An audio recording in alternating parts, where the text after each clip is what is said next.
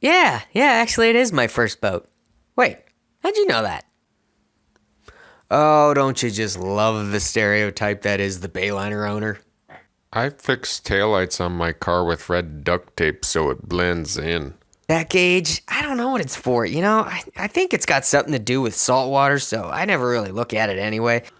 Well, I am the bigger boat, so I'm pretty sure I have the right of way. I used to have those jet skis. They were cake to winterize. All you did was pull them out of the water, rev it a couple times, blow all the water out, you're good. So I'm just gonna do the same thing with this. I mean, what's the worst that can happen? I dare say I don't think there is a stronger stereotype. Well, besides the tribal armband tattooed Baja owner, or the flat billed energy drinking white rimmed sunglass ski boat owner. Wait, is that a stereotype? Bayliner gets poked fun of for its very nature of delivering a low cost alternative. I'm sorry, I'm trying to sound nice here. Basically, I'm just trying to say they build cheap boats. True, you could argue that for as little as you actually get to spend time boating, you might as well spend less money. It just makes more sense. And that's a solid argument. And like all stereotypes, you can't just simply lump all owners in with the bad stigma. So the real question, are we looking at a Yugo or a Yaris here? Originally called the 2655 Sierra, starting for the 2004 model year, Bayliner grew it a foot into the 275 SB. So obviously the new model grew and is now 27.5 feet long. Or at least that's what they were hoping you'd think. Oh man, this is a standard game Brunswick plays all the time. In case you didn't know, Brunswick's the company who makes Bayliner. Well, we'll get into that. Sadly, it's not even a new game. They've been doing this sort of thing on their models since the 90s. They really kind of started on the Sea Rays. First, the Sundancer 270 became a 290. Then 220 cuddy cabins became 230s, etc., etc. Makes me wonder if their 7-foot pool tables suddenly became 8-foot versions.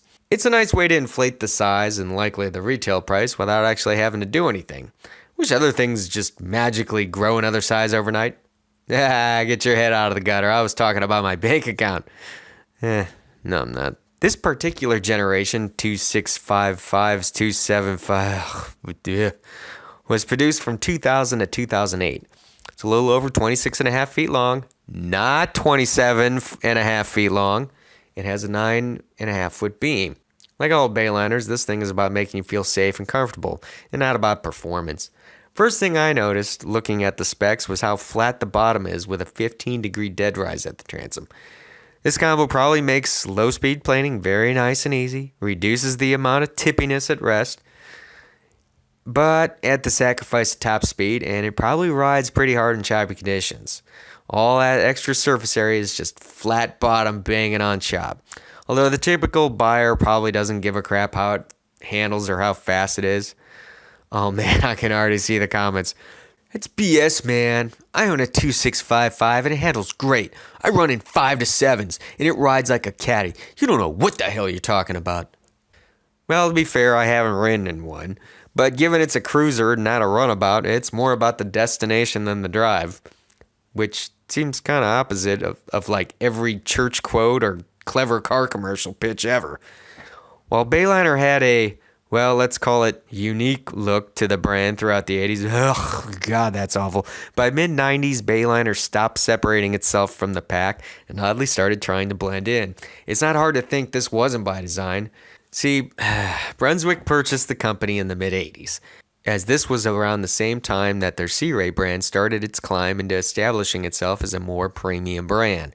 Rather than market itself as a standout, it's almost as if they tried to position themselves as an imitation of other brands. What a better way to steal sales than behave like a wolf in sheep's clothing? Why buy a Rinker or Four Winds for more money when this Bayliner looks pretty close in comparison?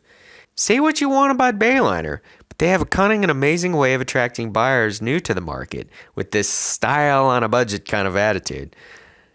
They're like the IKEA of boats. You're not going to find granite or elegant wood in here, but they had a vision to put money where people focus the most.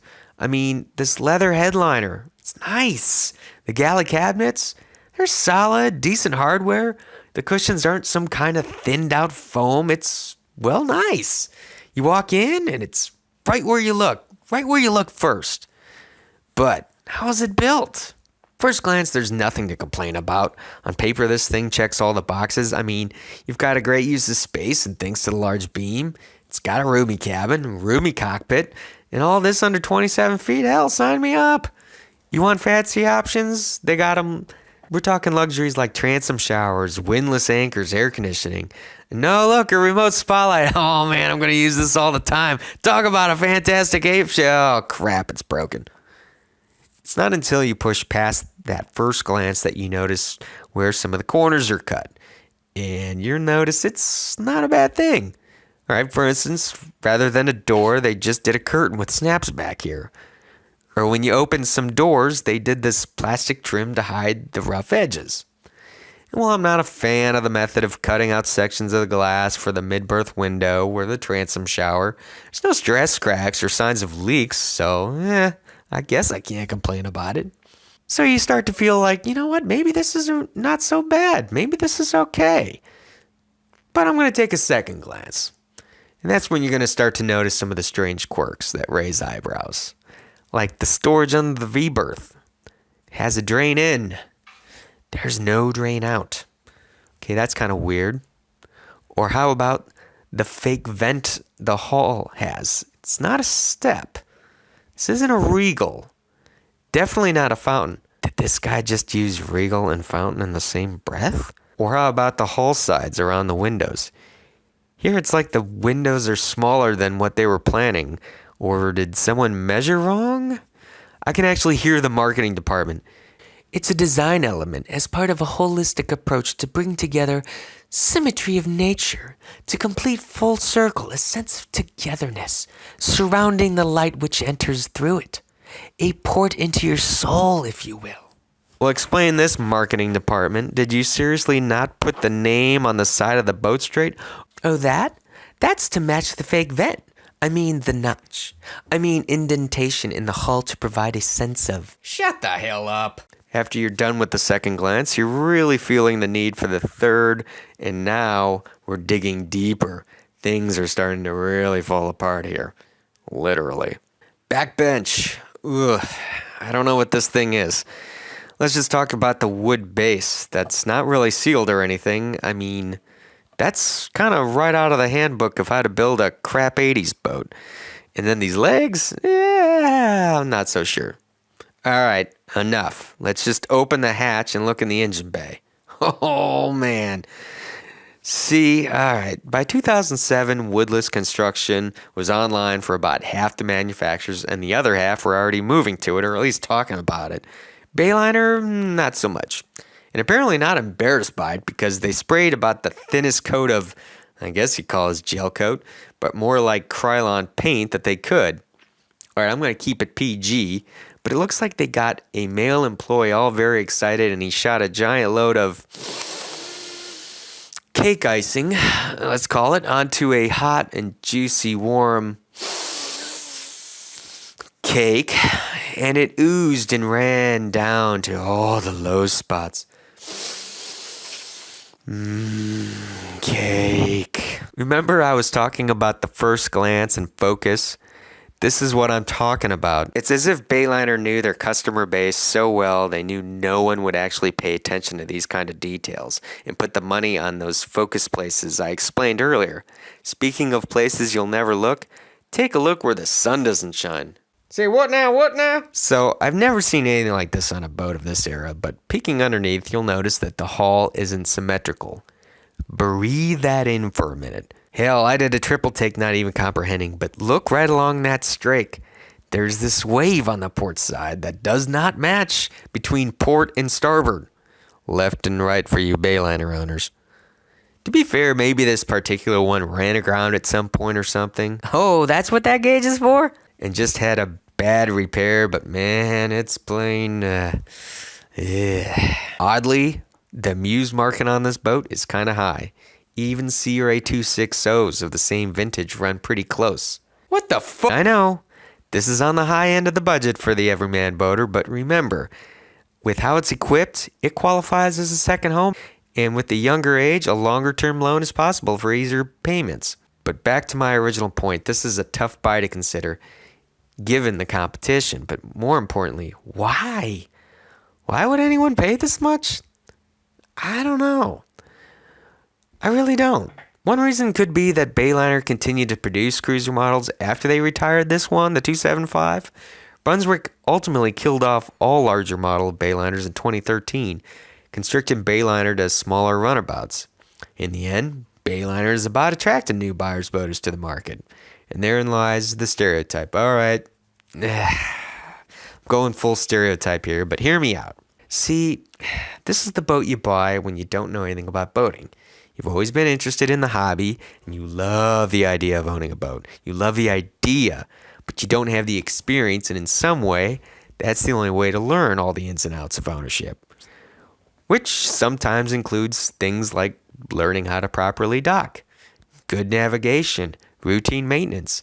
In some case, new boaters are just plain ignorant and see it as a car you drive on water, so they ignore the notion that they need to learn anything new. I've got a driver's license, so I think I'm set.